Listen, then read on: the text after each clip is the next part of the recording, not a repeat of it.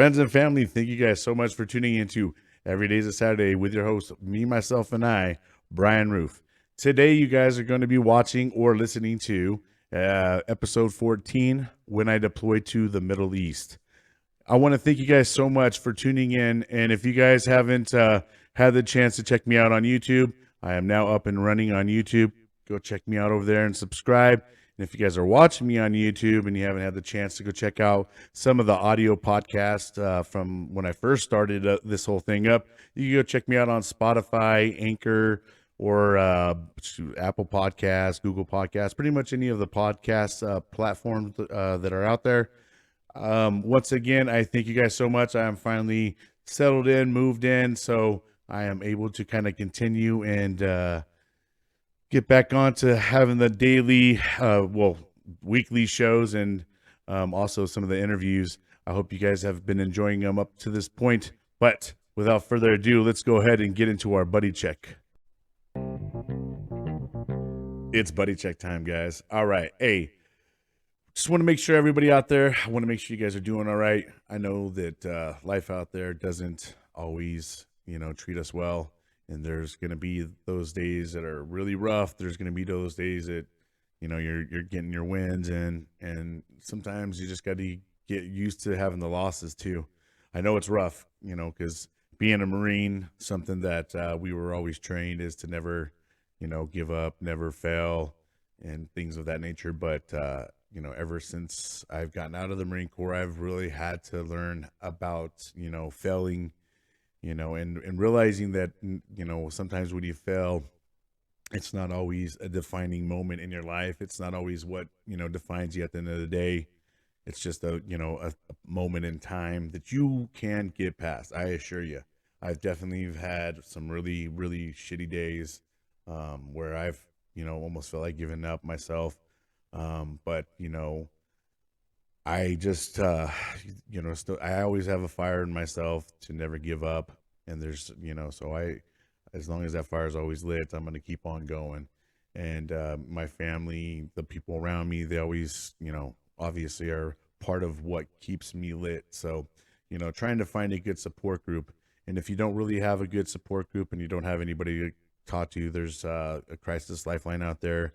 It's called, you dial 988 and you press 1 and, it'll put you in touch with someone who can probably talk to you and help you through the mindset, hopefully, that you need help, or they can maybe put you in the right direction and get you the assistance that you may need.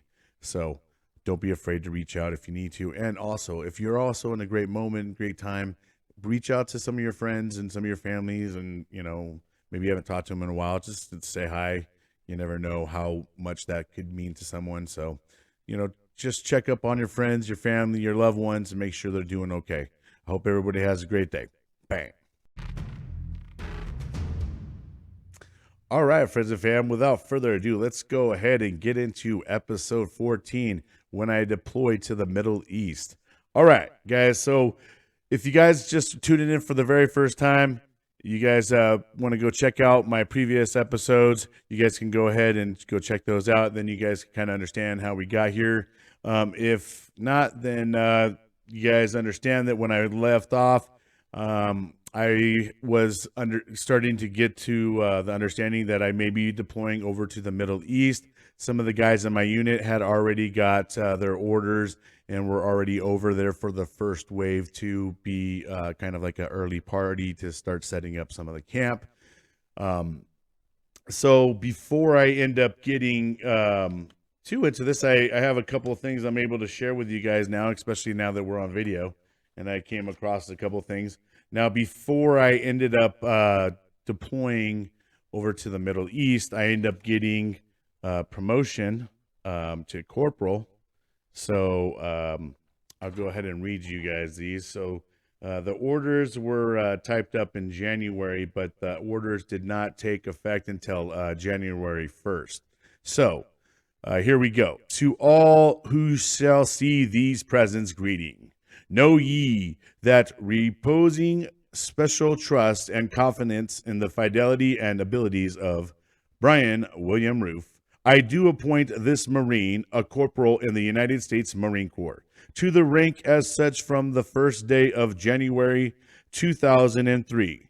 This appointee will therefore and carefully and diligently discharge the duties of the grade to which appointed by doing and performing all manner of things thereunto pertaining, and I do strictly charge and require all personnel of lesser grade to render obedience to appropriate orders, and the appointee is to observe and follow such orders and directions as many be given from time to time, superior acting according to the rules and articles governing the discipline of the Armed Forces of the United States of America, given under by the hand of 1st Meth Headquarters Group, MHG, the first day of January 2003.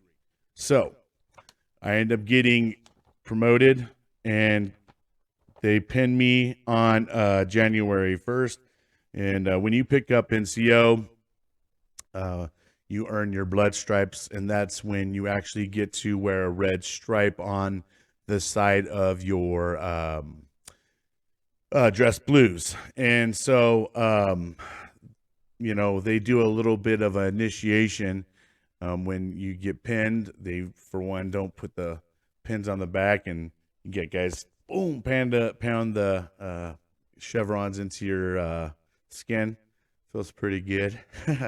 Then you go through what's called the gauntlet with NCOs, and they line up and basically knee you in your legs. And I mean, I doubt they do that to this day because of hazing and stuff, you know what I mean? So I'm sure they've calmed down a lot from that. But anyways, it was quite the experience. I'm glad I did pick up NCO because right around January 8th of 2003, I get my next set of paperwork. Now, this right here are my orders to deploy over to the Middle East. I'll go ahead and read you guys how this goes. So, I do not know who Rhonda Wright is, but it says, Dear Mrs. Rhonda Wright, subject, notification of intent to vacate from quarters in the case of Corporal Brian Roof. Gives my social, gives my whole, my branch. This is to certify that the service member stated above is pending temporary additional duty orders in support of Operation Enduring Freedom for a period of 6 months. The point of contact this command is Staff Sergeant Rattan, and it gives a phone number, and then sincerely, RB Some Reyes, S1 officer, by direction of the commanding officer. So I got those on January 8th, and then I would be on a plane on January 15th to head over to the Middle East. Now, I do kind of remember when I got the orders, I was kind of nervous, but once again, I was kind of suspected of receiving these orders because there was already guys from my unit who already had went down range. So when I got them, I was like, oh, okay, now I'm part of the second wave, and now I got to mentally prepare myself for this. Being, I think I was like, 22 years old, or I think I was 21, actually, turned 22 over there. So, I was super nervous. I ended up going and getting myself a tattoo. I don't really know what the hell I was thinking. I obviously wasn't thinking very clearly. And I got myself a tattoo. It was basically, I already had a tattoo, but I kind of did some work around that tattoo. So it wasn't like I got a whole fresh brand new tattoo. I just kind of, I got work done. And then I really shouldn't have done this, as I'm going over to a really hot, desert, where it's super sandy and stuff. And now you got to take care of this wound and stuff. And it just wasn't the smart idea. I wouldn't recommend getting yourself a tattoo before you are going on deployment. Now, so I go and get the tattoo, and it's kind of late at night. I we had to be in formation. I don't remember what time it was, or not necessarily in formation. Well, yeah, sorry, we had to get in formation, and then we ended up getting on a bus, and from the buses we went to March Air Force Base, which is I can't remember. I think it's like around Riverside. I'm not exactly sure where, but anyways, we took a commercial flight out of March Air Force Base. They had about 300 Marines loading onto the ship. We had to load up we had our M16s with us. We had sea bags. We had our packs with us. You know, obviously all our gas masks. You know, basically almost every kind of issue that we, you know, anything that the government issued us, we basically took with us. Because we were going on deployment, and you know, on my orders it did say 6 months, but they can always extend your orders. So we all get over there. Everybody, like I said, we load up onto this plane. We fly out. We land over in Frankfurt, Germany, and Frankfurt, Germany. I remember it's like kind of like it was cold there. It was snow on the ground and stuff like that. Um, and we are just supposed to be in Germany for a short period of time. It was kind of supposed to be a little bit of a layover, and then we were supposed to, you know, fly out from there over to Kuwait. So now, as we get ready to go load up to the plane, they're saying to, I guess, some of the higher ups that they're having issues, technical issues with the plane, and that we can't, you know, load up, and that we're going to have to stay the night here so they can fix the plane. So now we're like, oh shoot, now, you know, what are we going to do? There's no, we're not from Germany and stuff like that, and this is new to all of us. So they basically tell us that some of us have to go to the armory, take the weapons over to an armory, and then they're going to take everybody over to a hotel. So that, you know, we're like, oh shoot, all right. So they went ahead and voluntold the people they needed to, and got those guys, took all our M16s. Those people were responsible and took all that stuff over to the armory. All right, so the rest of us ended up loading up into buses, and they transported us all over to this hotel, and they put two to a room. And at this point in time, we got there. It was kind of like the evening time. They were okay with us going down to the bar area and drinking at the bar. Probably wasn't a good idea on their behalf, but that's what they did. And one of the rules were is they didn't want us to leave the hotel. Well, you know, Marines, we find a way to do things sometimes, and when there's a will, there's a way. So we ended up selecting, and I was kind of one of the selectees. We had some staff NCOs. He wanted some NCOs to go with all these, you know, couple people's ATMs to run them over to go get ourselves euros, because we needed euros over there to that was what they used as currency. And so we didn't have any euros on us. So of course everybody wanted to go get euros. So they sent us over there with everybody's ATM. We go over there, all discreet, not very discreet though, because again, we're all wearing camis. We're all in our desert camis, you know, and some of us have like boonie covers and stuff like that. And, you know, we're all wearing this kind of camouflage. And so I don't think we stick out very much, but we're running down the German streets, and we get this money. We go back to the hotel. Well, when we get back to the hotel, man, it was like we came back to this huge party. There was literally bus loads of women getting off and entering into the hotel. And I mean, it was absolutely crazy. It was like they knew the Americans were there, and they were just coming in there trying to solicit themselves, and trying to be prostitutes, I guess, and trying to make money off of the Americans. So Guys were doing their things, and everybody else was going back and drinking at the bar. And I mean, it was absolutely insane. I mean, to the point where we outdrank they had a dark beer and they had a light beer. We ended up out drinking their whole dark beer, and so they were left with just this light beer.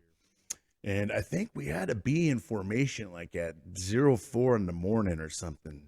And I just remember everybody was annihilated drunk, and I don't think anybody really slept. I mean, I think I'd try to go back to and hit rack for like maybe an hour, and then I try to get up, and I'm so hungover because I drank a lot. I mean, we all drank a lot.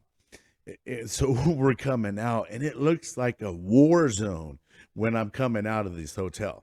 I mean, we got dudes just puking in the in the hallways. We got guys getting carried out. We got guys that just can't even stand, and and we're all trying to get into the elevators, and everybody's swaying, and just some people are bent over. We're in bad shape. And here we are. We have to go into formation. We all go down, and and they attempt to put us all in formation. And I mean, there was some motivators out there who didn't drink and stuff like that. But I would say the vast majority of everybody got annihilated drunk. And so people are just sitting there in formation, and the colonel is just losing his mind on everybody because the formation. Then we got guys that can't even stand in the formation. They keep telling, "Put that son of a bitch off to the curb. He can't even stand in fucking formation. What a disgrace!" And you guys are on duty, and you guys are annihilated. And man, he just ripped into us. I mean, they did tell us we could go party, and of course, with us, we took that to we can just go get white girl wasted type drunk, So that's exactly what we did, and man, it was a lot of fun. But when we all got on that bus, I tell you, it was dead ass silence. I mean, everybody was just so tired. Everybody slept the whole ride over back to the airport. We get back to the airport. They got us all over, and we're sitting down waiting again for our flight to get on flight. Everybody's sleeping there. They tell us to board our flight. We get on our flight. Everybody sits down. Everybody's knocked out again. I mean, people are just dumb drunk, dude. And I can't even express it. And we couldn't even talk. We were so tired. And so I remember and I'm one of them. I'm really drunk and tired, and we're on the flight and sleeping. And all of a sudden, over the intercom, they're like saying that we're going to have to do an emergency landing. We're like, what the fuck are you talking about? I'm like, am I thinking, oh man, am I having a bad dream here? And they're like, we're going to need to do a bad emergency landing. We're having issues with the landing gear. And we're like, what? So they're going through all these procedures. They're making us put our hands between our arms, and we have to tuck and, basically get kind of in a fetal position. And they made us do that as they land. Obviously, we landed okay. Now we're back again at Frankfurt, Germany. And I had slept. I'm thinking we got far. I'm like, where are we at? They're like, we're back where we left. I'm like, oh shit. We just did a full circle around. So when we offload the plane, they put us back. And then again, as we're sitting there in the wait, everybody's again knocked out, sleeping. Some guys are probably starting to come to a little bit. Now, they tell us again, well, because there's technical issues, we're not going to be able to fix this in time. You guys go ahead, and we'll go ahead and put you guys off into hotels again. So again, here we are for the second night in a row, going ahead and putting us into a hotel. Same kind of routine where they got certain guys going to the Armory and certain guys going to the hotel. Well, lo and behold, guess what I get voluntold to do this time? Hey, Devil Dog, I need you to go to the armory. Great. So I'm less than thrilled that I have to go to the Dagon Armory because I'm thinking, here we go again. We get to go into the hotels and get to have a good old party and have a good time. And, I'm going to miss out. Because I'm not going to be stuck going to this damn armory. And how long is this going to take? So, and whenever you get voluntold to do something in the Marine Corps, it's likely a suck ass type of job that you're getting voluntold to do. So, anyways, we go to the armory. We got to put all the weapons away, stuff like that. So we offload all these weapons, and our weapon back then was the M16A2 service rifle. So put all that stuff into the armory, and then get back onto the bus, head over to the hotel. And when I get into the hotel, I'm expecting like a raging party again. I'm thinking, yeah. This time I get in and they have us go up into the front desk to go check in to get our room. And it's like very oddly quiet in there. And I'm like, damn, what's going on? Where's everybody at? Then there's like staff NCOs kind of standing around and some officers. And one of the staff NCOs comes up and he's like, hey, Devil Dog, when you get your room, you're going to go up to your room and you're going to stay there for the rest of the night. And I'm like, what, man? Like, he's like, yeah, there was a curfew. They're enforcing a curfew. So everybody's already been told to go up. So we're like, what? So by the time we get there, these guys this time, because of how crazy we were the night prior, they went ahead and put a curfew on. And so now these guys have staff NCOs at each level sitting there guarding each level to make sure no one leaves their stinking room. So I'm like, gosh, damn it. So now I go up to my room, and it's kind of cool though, because this time they only put one of us in each of the rooms. They didn't double us up, or maybe they did and I didn't know. I don't know. I got my own room. So I had my own room. I went in there. I was like, man, I found this robe. It was a nice plush little robe. I was like, oh yeah. They had like a nice little tub. I was like, I guess I'll make a little tub. So I made myself like a nice little bubble bath. And, after I got out, put on my robe and, flicked through the stations. There wasn't really much TV to watch, obviously, because I'm not German and I had no clue what German was. And they may have had maybe one or two U.S. channels, which were like boring ass news or something, nothing to write home about. And once again, I know I've probably beaten this with a dead horse, but we didn't have cell phones that had great little things where I can go on and watch YouTube videos or, TikToks or whatever to kind of throw and entertain my time. So I was just like, all right, you know what? I'm going to make the best of this and just crash on out. So I went ahead and I got myself like a really great night's sleep. I felt really good because I was kind of still hungover. We did need that night to kind of get ourselves. And also, here we are jet lagged and stuff like that. We're trying to deal with a time change.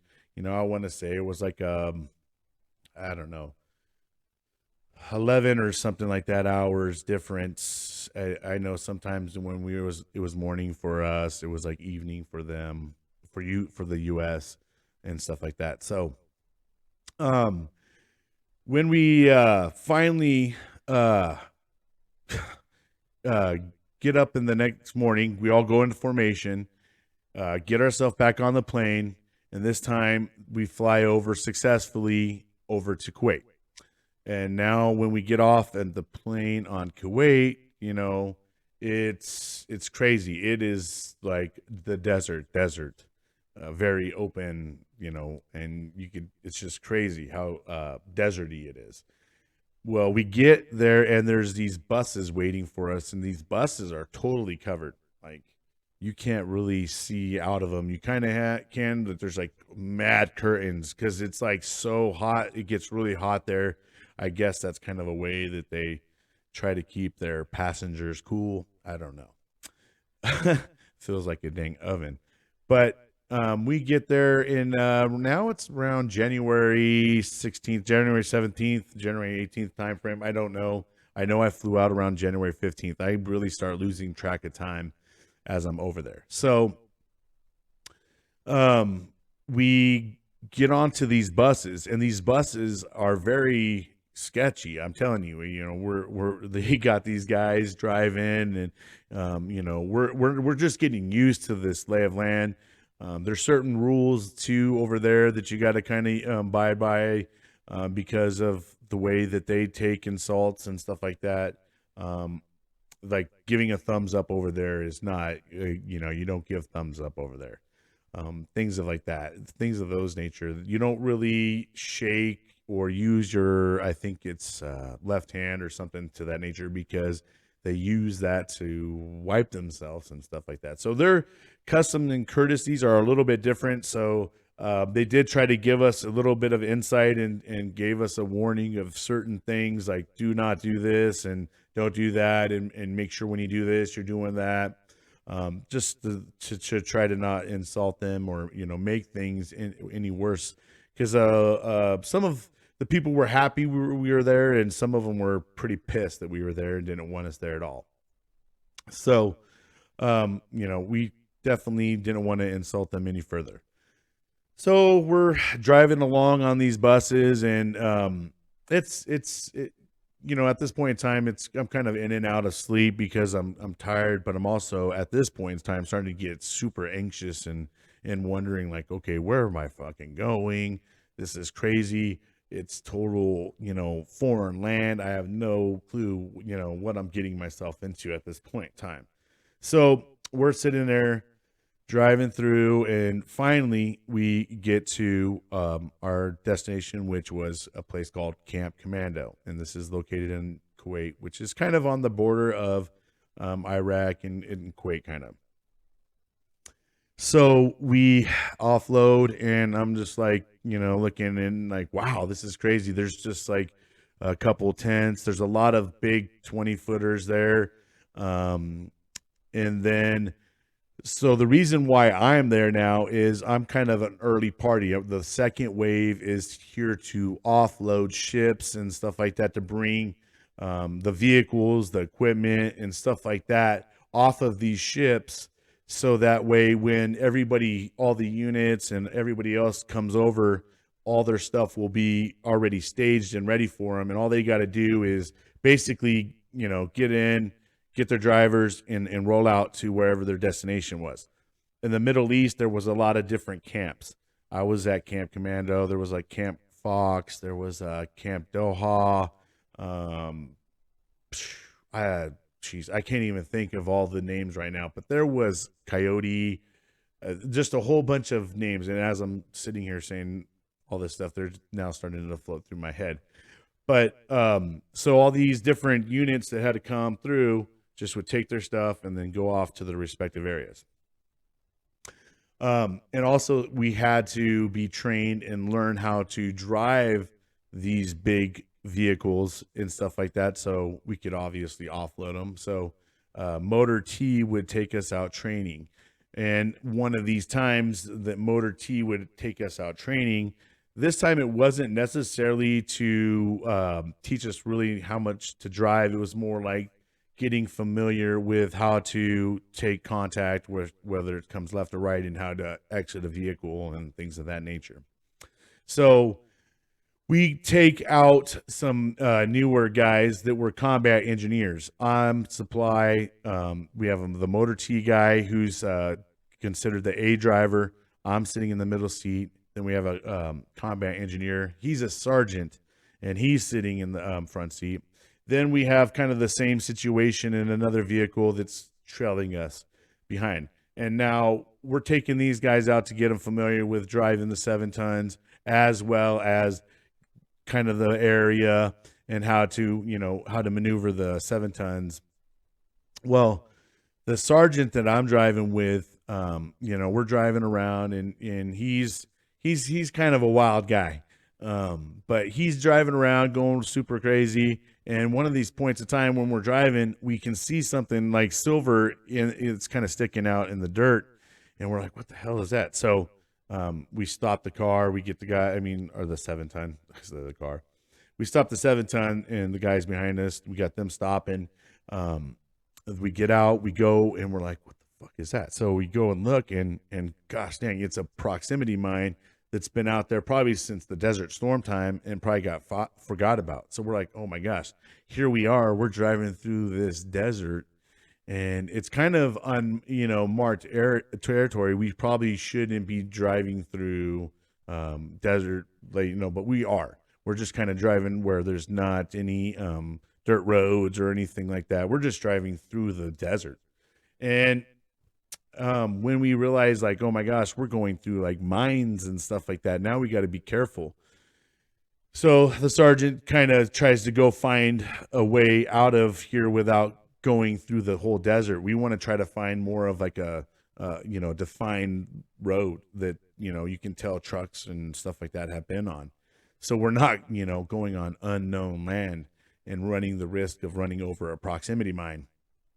So as we're going back and trying to find a road, I feel like the sergeant gets spooked out because it looks like we're going into Iraq. We can't really tell because where we were at, the only thing that kind of divided it is in some areas it had big sand berms.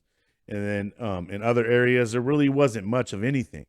So you wouldn't know whether at what point, whether you were in Iraq or you were in Kuwait territory sometimes. So I want to say that he got super spooked out, thought we were, in the wrong area. He decides to gun the 7-ton vehicle, and we're just boom, so we're driving super fast. Now, over there in the Middle East, the sand is super fine, and a lot of it starts to kind of do this, like it's got little dunes and stuff like that because of there's crazy sandstorms over there. So the sand dunes started making us start bumping, and the 7-ton seat has like it's got like it bounces and stuff like that. It's like air, and it's kind of like air riding, and it's got a little bit of a bounce to it. So when the sergeant's driving, he's sitting here launching on this chair, and we're wearing Kevlars and stuff like that as we're driving, because that's one of the you have to wear a Kevlar as you're driving these 7-tons and a flak jacket. So as we're driving, he's starting to launch in the chair. Well, he hits one of these dunes really hard, hits his head on top of the 7-ton cab, knocks himself out, and as he's coming down, his foot keeps hitting the gas, and it's making us accelerate, and we're going faster and faster. And every time the dude comes out, boom, it's just making us whiplash. And at this point in time, it's starting to feel like I'm on like a bucking bull. And at one point in time, he ends up basically, and like I said, he's knocked out, and I can hear him snoring, and I'm trying to like hold him down, and I can't because of how violent it is. I'm trying to hold him, and the seat's just bouncing like crazy. And so he finally, the vehicle ends up launching and hits us into like a ravine, and we smack into the ravine almost like head on, and the sergeant's face just hits the windshield and whoosh, breaks the whole windshield. He's gushing, snoring, and convulsing.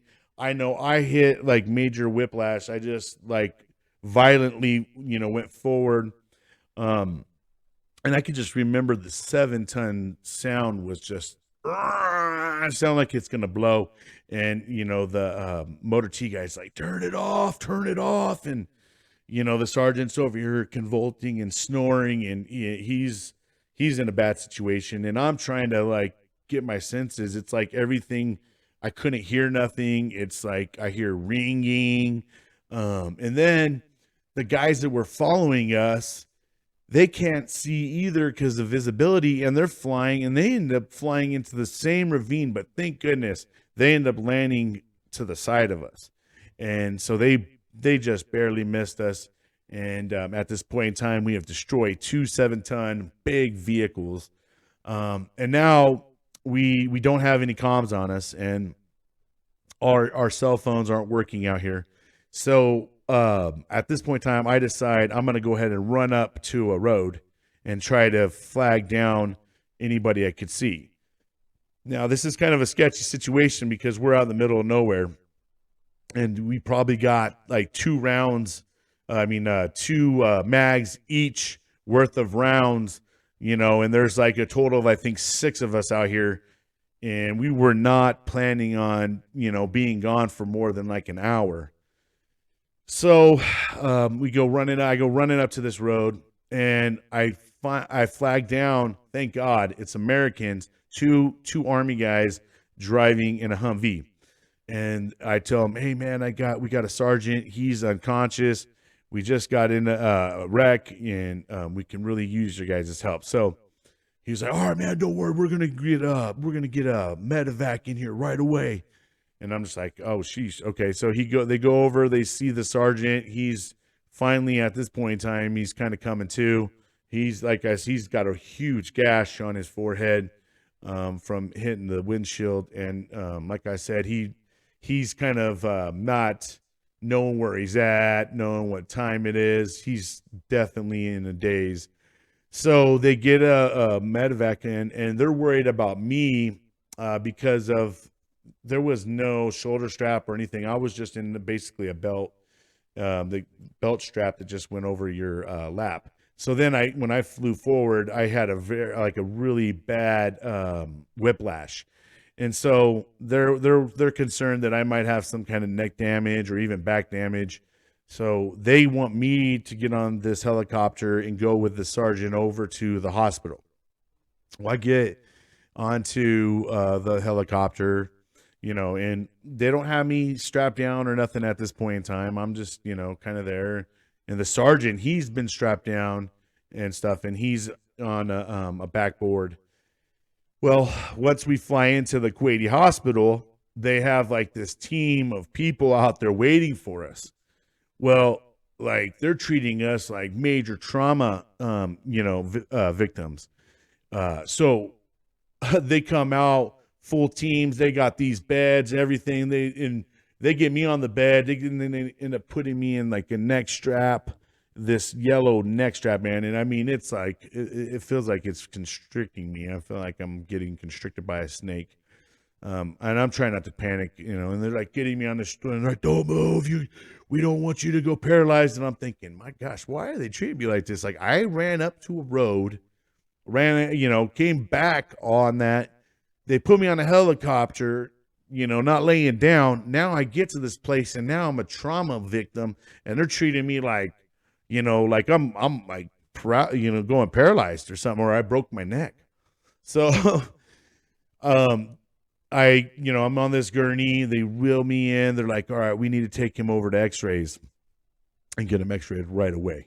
And so I'm like, all right, whatever. They take me over into the x-ray area, and it's this big tube like thing that I got to go into. It's like kind of like coffin status.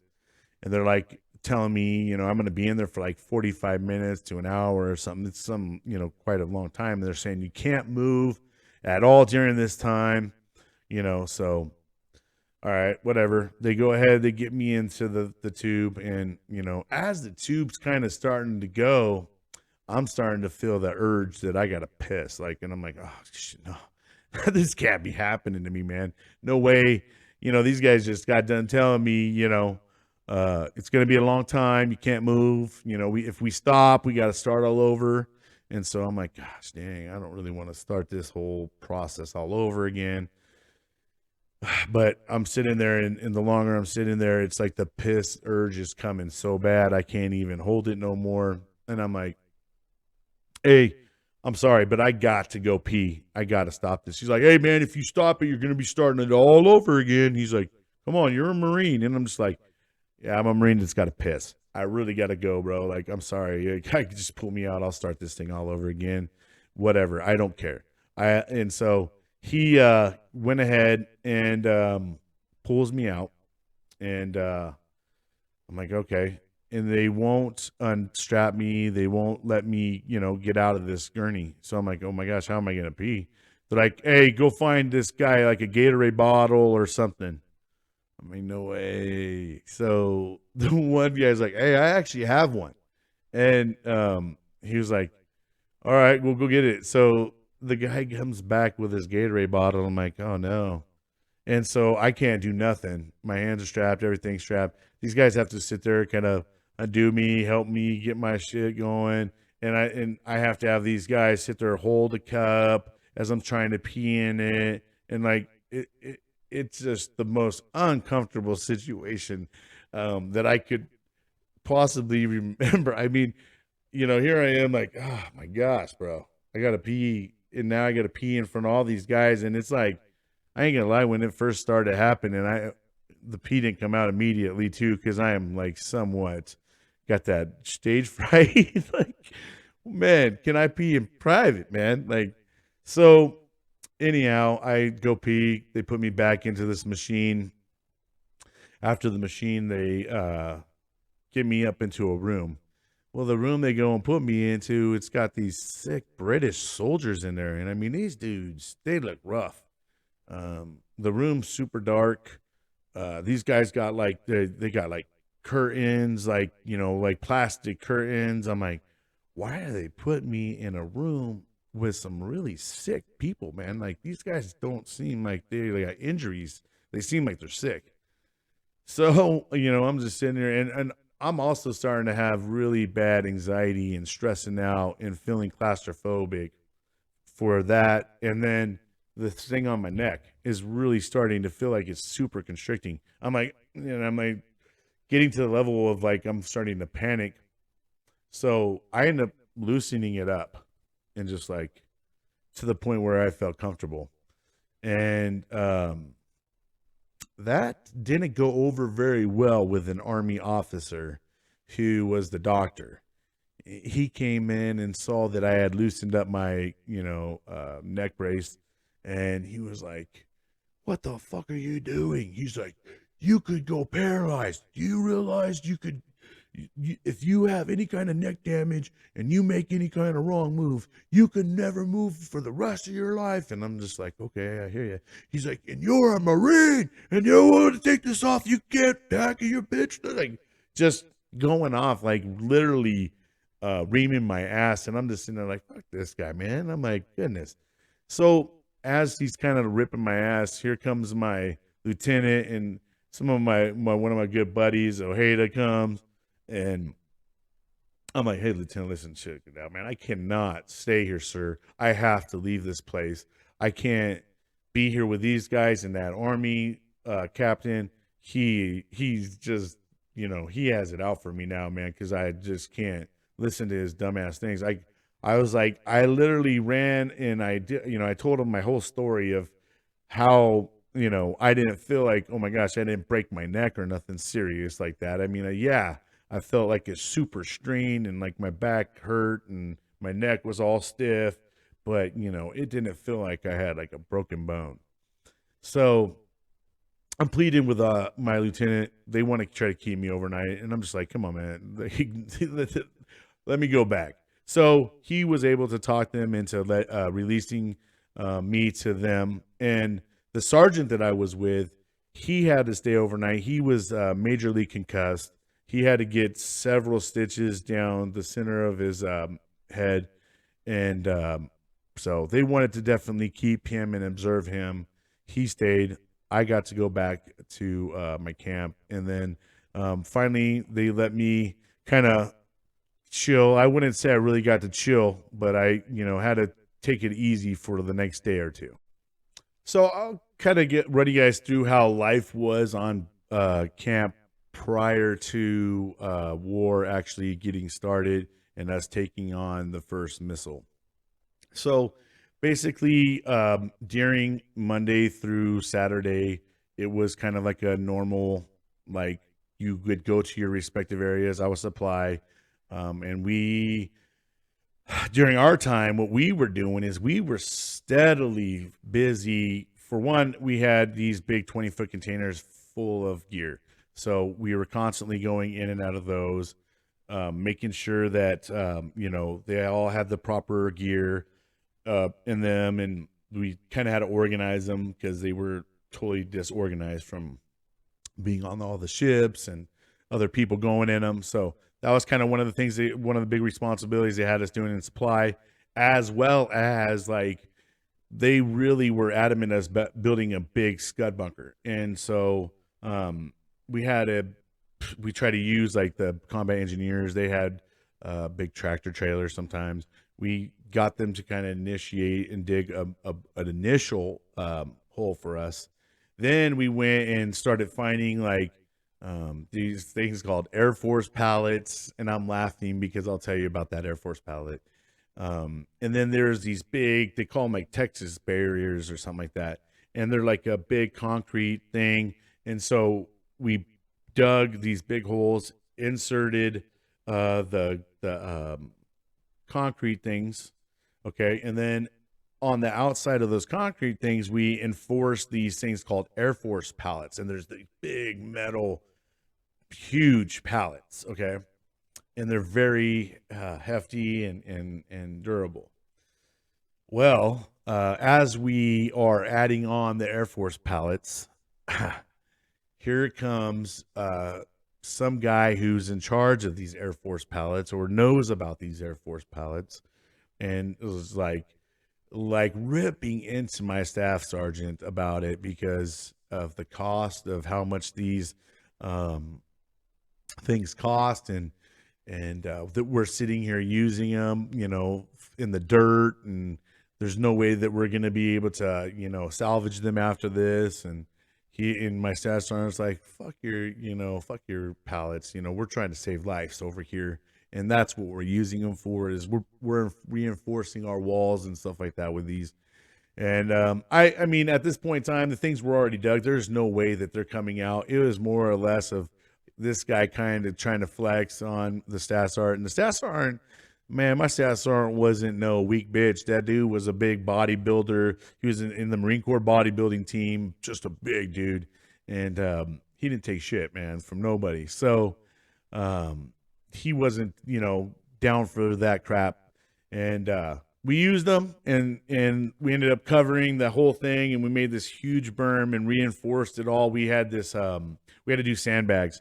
And eventually we found out that they made sandbag makers where you can dump some sand in it, and then you just push this thing with your foot, and all the sand fills into the bag. Tie up the bag, go and throw it down, and you just keep on doing that.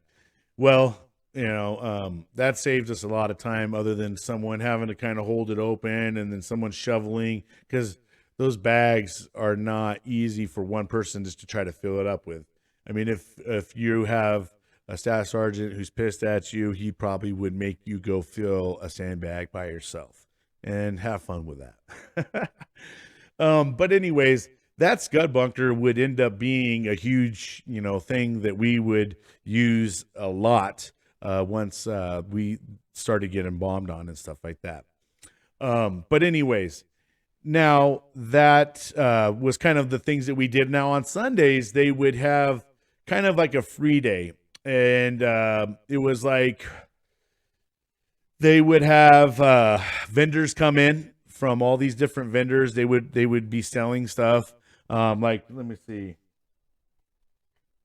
Right here, I have this lighter. I brought this back because if you smoked or something, see, boom. It's like a windproof lighter. Still works. But this is something like they would sell at these little swap meets. They were like basically little swap meets, and the vendors, those guys would be like, bling, bling, bling, bling, and they'd be trying to sell stuff. And a lot of us over there were really into buying DVDs, but these DVDs were bootleg DVDs. It would be literally someone who had sat there and videotaped as they're watching the movie in the theater, because you'd be watching one of your DVDs that you bought from one of these guys. Sometimes you would find a decent copy where you had someone who knew how to film. But then you get those one bunk or so DVDs that weren't very good, and then as you're watching, you seeing people standing up and then walking, and you're like, oh, there's there's the bootleg. So, but anyways, it was something to kind of break up the monotony of everyday living and waiting for combat and building up for combat, and when is the combat coming, or when are we going into combat. So and also what they would do on these Sundays is they would open up what they called the dojo, and they would make boxing matches, and they would have guys go into weight classes. They would wear the whole gear, and they would go in and do a whole boxing match. It was a lot of fun. Those were a lot of fun, and it didn't matter whether you were Marine, Army, Navy, from the UK, Australia, whatever. If you wanted to fight, all they did is wade you in and made sure that they matched you up with someone around your weight class, and then they put you guys in the dojo, man, and just let you fight it out. Those were a lot of fun. Then there was also the off the grid dojos and the hooches, in the tents where some of us would fight. I did take one of my PFCs that me and him always kind of had some words with each other, didn't really like each other. So I just told the guy, like, you know what, let's go ahead and box it out, man. I'll take off my rank and stuff like that, because I was an NCO and he was a PFC. So I was kind of concerned that if I put hands on the guy, I can lose my rank and stuff like that. Definitely, I had a lot more to lose. So I said, let's go to the hooch, man. We'll put on, the gear, and we can box it out, bro. Like, I'm just tired of you running your fucking mouth. And I know he didn't really like me either. So we go back into the hooch. Man, this dude comes, like, we put on the gear and everything. He comes, hell making like this. Like, I mean, I don't even know where the hell he learned how to fight. But literally, I just took a step back, and I just took the nicest, good right punch to his fucking chin, dude. Knocked him down. And I'm sitting there like, oh no, he's kind of he's not talking. He's like trying to come to. And I'm like, oh, shit, I knocked this dude out. And now I'm in trouble. And so we're all sitting there like, you're all right, bro, you're all right. Well, I mean, he finally comes to and shit, but I mean, after that, I don't think him and I had as much problems. And that was kind of the nice way of being in the Marine Corps. Sometimes when you had a little bit of some problems, you just take it to the tree line, so to speak. You take off your blouses, take off the rank, and just fight it out, man. Get your little problem out of the way, and then move on and go about your business and get the mission accomplished. Because, at the end of the day, you're going to need each other. We may not like each other, but you're going to need each other. So what else? And there was a lot of times too, being in supply, we had to run out into town and go, pick up things using American Express cards, things that we couldn't wait to get from the stateside, because a lot of the things that we were getting from the stateside were, floating over from a ship, or either that coming over from a plane, and not all of it would get to us in a timely manner. So that would, make us and force us have to go into town and go to these vendors and try to buy stuff. So one of the requirements in the when we were packing and being in supply is they wanted us to have some kind of civilian attire with us. So that way, when we went out into town, we wouldn't be going out there in camis and stuff like that. And so I had, my sets of civilian attire, and we would go into town. We had to wear bulletproof vests. We usually carried a 9mm with us, and two mags, 2 clips, and what else? Oh, also, okay, so I'll give you guys a good story of when I went out into town one time, and it was 2 different vehicles. And if you guys listen to Staff Sergeant Meese interview, he also talks about this story. But we drive into town. We're going to a hotel, and that's kind of where we usually park. We had some business to go do down the street. Well, we leave and get out of our vehicle. I have my 9mm. I have one clip inserted in, and my other clip, I realized I left it inside the vehicle, kind of in the console. And you're not really supposed to leave any of your rounds, weapons, or anything like that unattended or left by itself. So we're in town and stuff like that, and as we're like heading back to the hotel, we notice there's like all these like streets are being blocked off, and we're like, dude, what the fuck is going on? We're like, oh no, we're out here and something's going on. So we're trying to get information of like what the hell is going on, and we start to learn like, oh gosh, there's something happening at the hotel where we're parked at, and they're like, they found a bomb in a vehicle, and we're like, what? No shit. So they're like, yeah, you guys are gonna have to wait for a little while. They're sending in the bomb squad, and they're gonna go ahead and check out this bomb. Wow. All right. So now we're like, okay, so we're not really thinking much of it. So we hear the boom. There we literally hear a boom, and after that boom, I say within like 30 minutes, 45 minutes or so, they cleared up the streets, and we were allowed to go back to the hotel.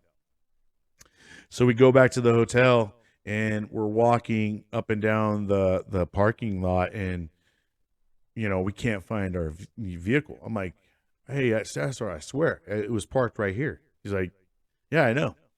And so we're like, okay, so let's go talk to the front desk. So we go talk to the concierge guy, the front desk, and he's like, oh, your guys' vehicle might have been the one that got blown up. We were like, what? No way.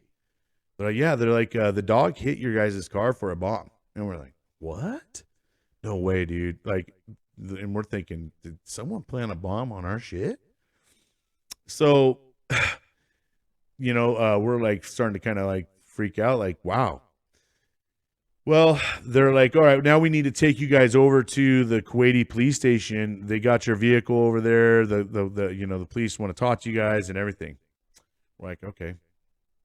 So we go to the police station, and we sit down, and we see the vehicle as we're driving up. And the vehicle, it has no windows on this vehicle at all. They are blown out. They blew out the back, like it was like a hatchback. They blew out that whole like hatchback and all the windows. It was kind of like an Explorer type vehicle. Were blown out. It was like badly damaged, and I'm thinking, oh my gosh, bro, they blew that shit up bad. Like that's not good. That's not good. So we get in there, and we come to find out that the dog hit on ordnance, which were ammunition, which were my rounds that I had left in there, that I left in one of my magazines in the console. And oh man, I was like, oh my gosh, I'm in trouble. They fucking blew that son of a bitch up because I left my shit behind. And, I'm like, oh, I hope these guys got my back, man. So I'm trying to like go through it with my buddy Ojeda, and because him and I were both in the same car, and we're trying to like make sure. I'm like, bro, we got to see. I got to, I can't tell him, bro, like that's my stuff, dude. Like, I don't know what, Well, the staff sergeant that we were with, he was super cool about it. That's Staff Sergeant Meath. If you guys hadn't had a chance to go listen to his interview, go check it out. But he basically saved my ass in that whole situation. Didn't report it back to, the command saying that, it was my bad. We had gas mask and all kinds of stuff in there. And we just basically said that they probably hit on something to that effect. Not that it was my clip or my magazine in there. So